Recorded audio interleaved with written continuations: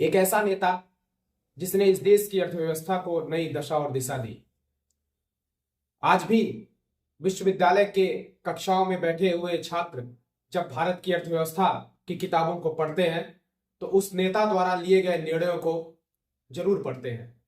साथियों नमस्कार, आप देख रहे हैं बेबाक बातें और आज हम बात करेंगे भारत के पूर्व प्रधानमंत्री पीवी नरसिम्हा राव की। पीवी नरसिम्हा राव मूलतः दक्षिण भारत के तेलंगाना से थे, जो पहले हैदराबाद था। 1921 में उनका जन्म हुआ। वो धीरे धीरे अपनी पढ़ाई के साथ साथ राजनीति में भी सक्रिय होने लगे। उन्होंने अपने राजनीतिक जीवन की शुरुआत कांग्रेस पार्टी से की। वह भारत के 9वें प्रधानमंत्री बने। वह गैर हिंदी भाषी क्षेत्र के पहले प्रधानमंत्री और दक्षिण भारत से इस पद का नेतृत्व करने वाले भी वो पहले व्यक्ति बने। 1990 का वो दौर आया जो भारत की अर्थव्यवस्था बिल्कुल टूट चुकी थी। भारत की अर्थव्यवस्था बिल्कुल चरमरा गई थी। 1991 में उन्होंने भारत की अर्थव्यवस्था में उदारीकरण की नीति को लेकर के आया। उनके कार्यकाल में नेहरूवादी समाजवाद से उदारीकरण की तरफ आर्थिक सुधार हुए, महत्वपूर्ण आर्थिक सुधार हुए, जो आज भी भारत की अर्थव्यवस्था की मजबूत नींव है। अमूमन राजनीतिक पंडित कहते हैं कि पीवी नरसिम्हा राव भले ही कांग्रेस के थे, लेकिन सोनिया गांधी से उनके ताल्लुकात अच्छे नहीं थे।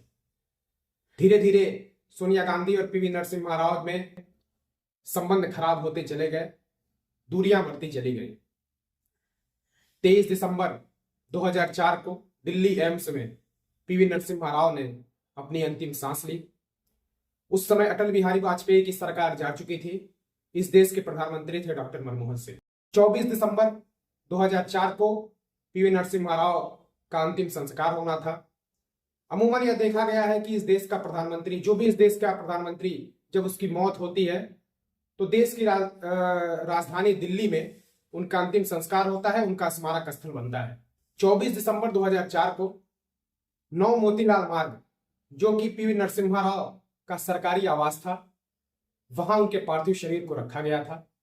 उस समय आंध्र प्रदेश के तत्कालीन मुख्यमंत्री राजशेखर रेड्डी उनके आवास पर आते हैं, उनके परिजनों से भेंट करते हैं, अपनी भावभीनी श्रद्धांजलि अर्पित करते हैं।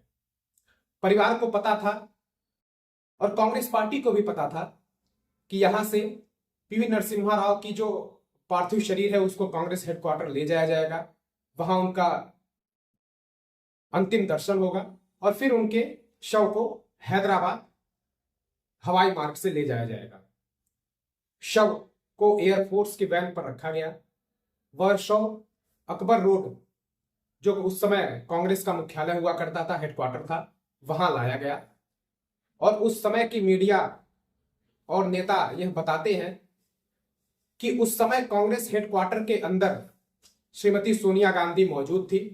उनको जब पता लगा कि पीवी नरसिम्हा राव का पार्थिव शरीर उनके सरकारी आवास से कांग्रेस हेडक्वार्टर लाया जा रहा है, तो उन्होंने अपने कर्मचारियों को आदेश दिया और कांग्रेस हेडक्वार्टर के बाहर के गेट पर ताला लगा करके वह अंदर बैठी रह गई। पीवी नरसिम्हा राव का पार्थिव शरीर कांग्रेस हेडक्वार्टर पर लगभग 45 मिनट तक कांग्रेस हेडक्वार्टर के बाहर खड़ा रहा। गेट नहीं खुला। अंतोगत्वा उनके परिजनों ने उनके पार्थिव शरीर को लेकर के, बिना कांग्रेस मुख्यालय रखे, उनके पार्थिव शरीर को लेकर के हैदराबाद चले गए। प्रश्न बड़ा है कि जिस प्रधानमंत्री ने इस देश को एक नई आर्थिक व्यवस्था दी, उदारीकरण, जो इस देश के लिए, जो इस देश की अर्थव्यवस्था की मजबूत रीढ़ थी, उस प्रधानमंत्री के साथ उसकी ही पार्टी की श्रीमती सोनिया गांधी का व्यवहार इस प्रकार क्यों था। और एक ताज्जुब की बात आपको बताता हूं कि 2004 में उनकी मौत हुई और पीवी नरसिम्हा राव देश के ऐसे पहले प्रधानमंत्री थे जिनका स्मारक स्थल दिल्ली में नहीं था। 2014 में जब प्रधानमंत्री के रूप में नरेंद्र मोदी की सरकार बनती है, वो नरेंद्र मोदी जिनको कभी सोनिया गांधी खून का सौदागर, मौत का सौदागर कहती थी, लेकिन उन्होंने 2015 में राजघाट में एकता स्थल पर पीवी नरसिम्हा राव की समाधि स्थली बनी और उनकी समाधि स्थली को 2015 में यानी तकरीबन 10 साल बाद राष्ट्रीय चिन्हों में जोड़ा गया, राष्ट्रीय स्मृतियों में जोड़ा गया। फिर से सोनिया गांधी और नरसिम्हा राव के संबंधों की चर्चाएं 2015 से फिर चलनी शुरू हो गई। अंतोगत्वा 2 वर्ष पहले 2024 में भारत सरकार ने पीवी नरसिम्हा राव को मरणोपरांत भारत रत्न पुरस्कार दिया। अपनों ने ठुकराया, गैरों ने स्वीकार किया। पीवी नरसिम्हा राव की इस देश के लिए दिए गए योगदान, पीवी नरसिम्हा राव की भूमिका, आपसी झगड़े हो सकते हैं, लेकिन पीवी नरसिम्हा राव की वो आर्थिक सुधार की नीति इस देश की मजबूत रीढ़ थी। लेकिन ये कांग्रेस के अंदर की राजनीति और सोनिया गांधी से उनका मतभेद और उस मतभेद का मनभेद में बदल जाना पीवी नरसिम्हा राव की मौत के 10 साल के बाद भी उनको सम्मान नहीं दिया था। ऐसे ही हम अपनी अगली कहानी में राजनीति के कुछ अनछुए पहलुओं के साथ आपके बीच आएंगे। आप देखते रहिए बेबाक बातें। बहुत बहुत धन्यवाद।